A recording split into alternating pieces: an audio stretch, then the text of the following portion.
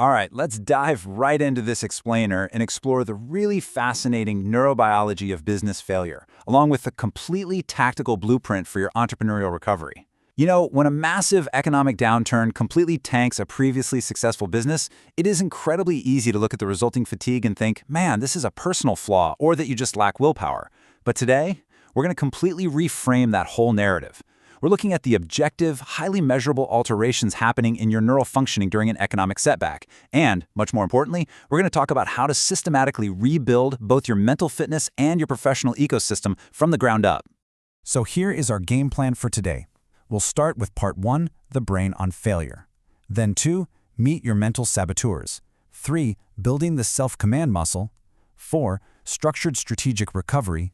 5, activating dormant connections. And finally, part 6, the systemic family impact. Okay, let's kick things off with section 1, the brain on failure, and the neurobiology of a setback. Let's start with the hard clinical reality here. When a business collapses, what you're experiencing is absolutely not a lack of willpower. It is a full-blown neurobiological crisis. Your prefrontal cortex, which is basically your brain's command center for executive functioning and strategic planning, literally shuts itself down to protect itself. During this kind of severe setback, your brain suffers from what's called a distorted reward prediction error. Normally, this mechanism anticipates the reward of your hard work, right? Like financial success or mastering a new skill. But in a depressed setback state, this mechanism is completely broken. Your brain is essentially lying to you, telling you that any professional task is totally pointless. You lose access to those natural feeling rewards, and because of that, inactivity just spikes. The key takeaway here is that you are fighting a distorted biological signal. You're not fighting a character flaw. Moving right along to section 2, meet your mental saboteurs, diving into the positive intelligence framework. So to break free from this deep paralysis, we actually have to intercept our own mental habits, and we do this using Shirzad Shamin's positive intelligence, or PQ, framework. Think of it like looking at the software running on top of your struggling hardware. The moment your business takes a hit, boom, you are instantly thrown into the survive region of your brain. Now, those negative emotions like fear and anxiety, they're great for a split-second alert, like, dodging a literal tiger. But if you stay stuck there, you absolutely cannot solve complex business problems. We've got to shift you out of that and into the thrive region, specifically the middle prefrontal cortex, because that is where we're wired for empathy, curiosity, and real purposeful innovation. Which begs the question, what exactly is keeping you trapped in that survival mode? Well, it's your saboteurs. These are basically deeply ingrained mental patterns, usually developed way back in childhood, that are now actively working against you as an adult. Take the avoider, for example. This is the person who tries to escape professional anxiety by suddenly deciding that the garage absolutely must be organized right this very second instead of making crucial sales calls. Sound familiar? Or maybe you relate more to the victim, who just totally withdraws from networking because the whole situation feels completely hopeless. Then there's the hyperachiever, who faces a total collapse of self-esteem the minute external validation dries up. Identifying your specific saboteur is the absolute first step to neutralizing it. That brings us to section 3, building the self-command muscle and activating the thrive brain using PQ reps. Here's the wild thing. You actually can't fight your saboteurs head-on. If you sit there and try to logically argue with your internal critic, you're just firing up those exact same negative neuropathways. Instead, you have to build your self-command muscle by physically disrupting the pathway through what we call PQ reps. Actually, let's try one right now. Take your index finger and your thumb and rub them together with such intense focus that you can actually feel the exact ridges of your own fingerprints. If you do a cumulative 15 minutes of these tiny 10-second physical anchors every single day, you actively interrupt those limbic survival pathways and release stress-countering endorphins. I know, it sounds almost too simple, right? But you are literally physically resetting your autonomic nervous system and turning that prefrontal cortex back on. And once that survive brain is finally quieted down, we can access what's called the SAGE perspective. This uses a 3-step technique to completely reframe the business collapse, turning it from a disaster into a massive opportunity for growth. The SAGE perspective essentially argues that every single setback can be converted into a gift. First up, the gift of knowledge. You gotta act like a fascinated anthropologist here. Ask yourself, what data did this failure give me so I can build a much more resilient model next time? Second is the gift of power. This crisis is literally forcing you to develop psychological strengths and crisis management skills that otherwise would have just stayed dormant forever. And third, the gift of inspiration.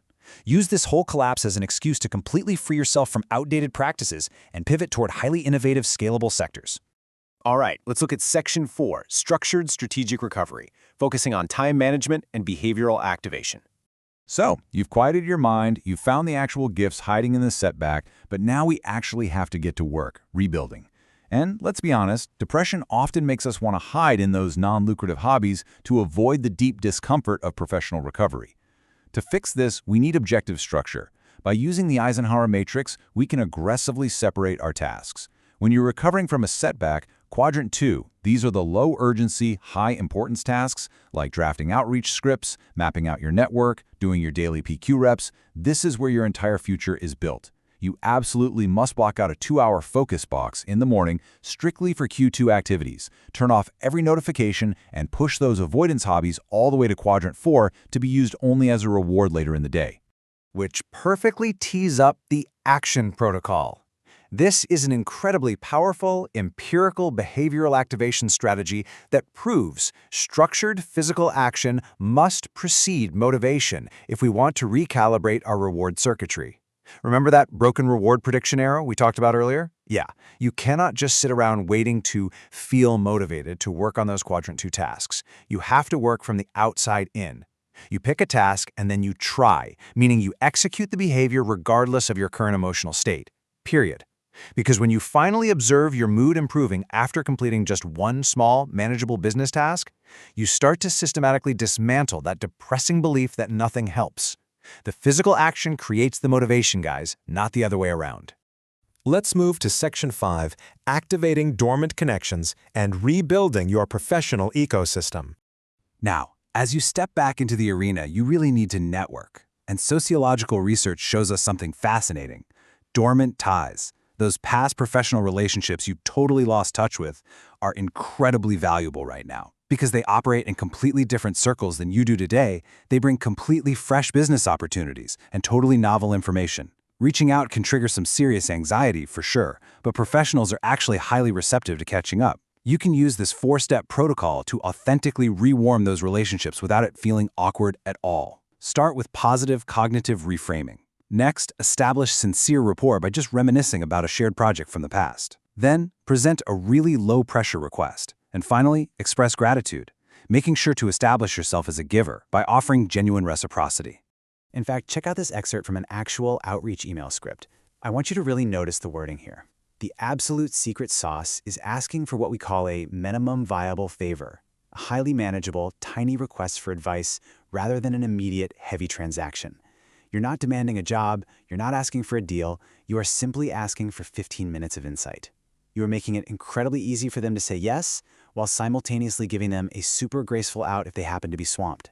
This is exactly how you build real, long-term trust instead of applying short-term pressure. And finally, Section 6, the systemic family impact, covering the personal, marital, and familial benefits of this whole process. We so often think of business recovery purely in dollars and cents, right? But when you suffer a massive economic and neurological setback, your family feels the entire crushing weight of your withdrawal. 5-to-1. That is the golden ratio of positive to negative interactions required for high marital satisfaction. And here's the thing, by aggressively managing your own mental health, you alleviate a massive emotional load on your spouse, which is absolutely vital for maintaining this exact harmony. When you're doing your daily PQ reps, you're quieting that internal judge. You stop withdrawing into yourself, and you step back into your home as an active, engaged partner. You are literally lifting the cognitive burden right off your spouse's shoulders. Let's zoom out for a second and look at the holistic outcomes of doing this hard work. Did you know that a parent's psychological presence is one of the primary protective factors for children? It shifts the whole household from a state of emotional depletion to one of reassuring active stability. So you aren't just rebuilding a business here. The whole shebang is changing. You're replacing your own identity loss with real self-confidence. You're restoring shared joy in your marriage. And honestly, most powerfully of all, you are actively modeling for your kids exactly what emotional resilience and adaptability look like in the face of absolute failure. You're providing them with a secure, incredibly warm environment to grow up in. So, armed with the real neurobiology of resilience and a completely structured tactical framework, I want to leave you with one final thought to help guide this next chapter. How will you turn your setback into a gift? because you now know that your brain's hardware can be rebooted. You know your internal saboteurs can absolutely be silenced. And you know that your physical actions can dictate your motivation, not the other way around.